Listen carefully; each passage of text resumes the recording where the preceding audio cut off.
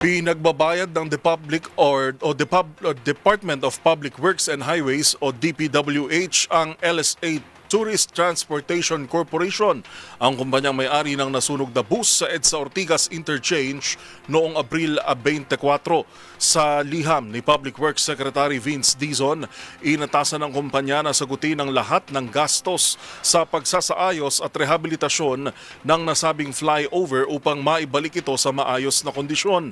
Dagdag pa ng kalihim, dapat ding bayaran ng LS8 ang anumang karagdagang gastos na maaaring lumitaw matapos ang detalyadong structural evaluation, kabilang ang permanenteng remedial works na isasagawa sa infrastruktura.